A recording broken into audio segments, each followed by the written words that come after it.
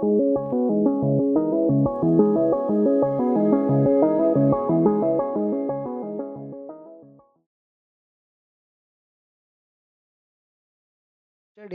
here in this variable, and then I'm just printing it. Why I was able to capture it, if you see, if I do 1 by 0, right? If I do 1 by 0, what error will I get? I will get 0 division error, and I am not capturing that 0 division error. Now you see what will happen. You see, it was not able to capture this. It terminated abruptly, right? Because I have designed the program only to handle name errors, not to handle division 0 division error. Okay. See, name B is not defined. So 1 by 0 error is not handled by this program. So now if I design a program to handle zero division error, which I got it here. So I just have to copy paste this error here. Okay. So in the similar fashion, I designed a program for name error, and I'm capturing it as EX variable, and then I'm just printing it. And then I'm just telling another message. Please enter the denominator greater than 0. See, I got an error. It is captured as EX variable. This is the message from EX variable, and then I'm putting another message so that the user is able to understand and they can use some corrective actions. Whenever you go to a website, if that website is not working, you get something like please try after some time, right? You get that message, right? So developers will put that message in except block. Okay, if there is an error in the website, they will put some meaningful message here, so that whenever you have an exception, it is represented to you to give, or they might put you, please contact the admin. So all that line will be mentioned here. Okay. Now, now this is same as the previous example.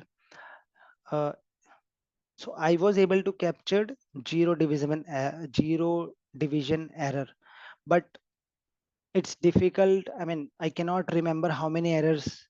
In some cases, there are plenty. There could be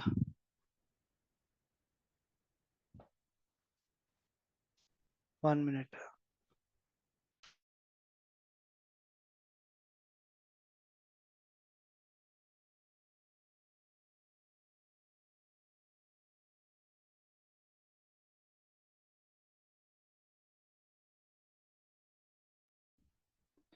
Okay, so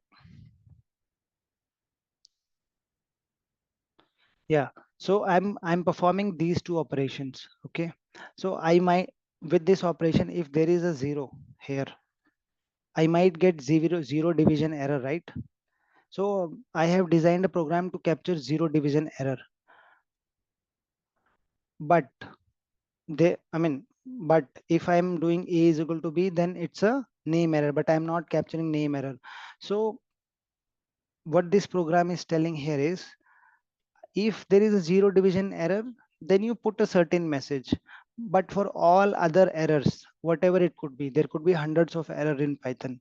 You run this program. Okay. If I comment the below part, I'm only catching 0 division error, not the name error or any other error. So let's say I comment this part. So this will, what this will do. See this. So let me just yeah, comment this. So here I'm only capturing 0 division error. So what if I got an name error? See, name error is not captured here, right? So I want to handle the program. If it's a 0 division error, then produce this message. If it's any other error, whatever it could be, because there could be 100 possibilities of errors, right? So then run this program. See, name B is not defined, main exception caught here. Okay, so all other errors are handled here, and 0 division error is handled in this part. See, 0 division error is handled here. This part got executed, and if I say, let's say it's 2. Now this part got executed. Why? Because this part produced this error. Okay, you are able to understand, right?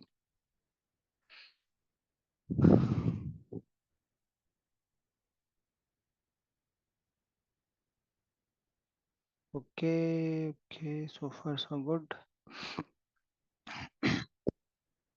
Now what we are doing is we are taking input from the user. You remember this input function which we used to, which we have learned in the previous section.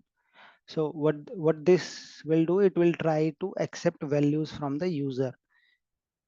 I'm typecasting that value as an integer. Okay, enter a number. It could be any number. And then I'm dividing that number by 10 by that number. Okay. And then I need to know like whether it's a value error, it's a zero division error, or it could be any other error. Okay. Let me run this. I will get an input box here. So if I use, let's say 10, what is the, I mean, there is no output because I use a perfect thing, 10 by 10. There is no error if I use a 10. Now let me run again. If I add, let's say 0, okay, so it's a zero division error. So if it's a zero division, it's captured here. Okay, enter denominator greater than 0. If I run again, let's say I gave this.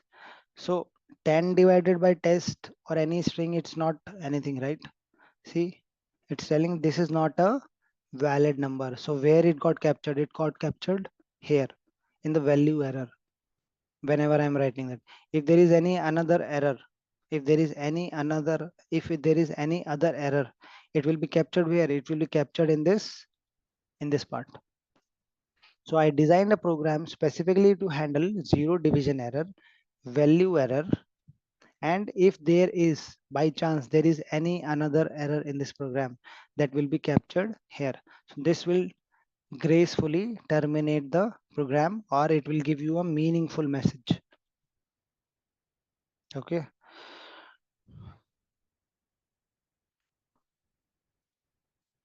Now I can write an else block also. Okay. If the number is good, the below will execute. So here when I ran 10, it didn't give any output, right? But here you will see. If I run this, I'm using the same number as 10. See the output, the result is 1.0 because 10 divided by 10 is 1.0, right? So I tried this thing. I took the input from the user. I tried this thing. There was no value error. There was no division error. There was no any other error. So then I started my program and I just printed the result. Okay. So if there are no errors, then run this line. That is what this particular part is demonstrating us. If there are any errors, let's say there is a zero division error. So this is captured where? This is captured at this section. Okay. If I, the result is 1. If I use a, um, if I use 10, it will be, this part will be executed. If there are any other errors, that will be handled here. Okay. Now this is also the block. Now let's say even if there is an error in the above block, I want some sort of message to be printed. I don't care whether it's an error or it's not an error. I still want to execute some part of the code. So then comes finally here. So finally will execute irrespective of how many errors you are getting at above. So let's say I'm running this as 0. So 10 by 0, it's 0 division error, right? So it will run this part as well as this part. You see, you can't divide by 0 and everything complete. Got it?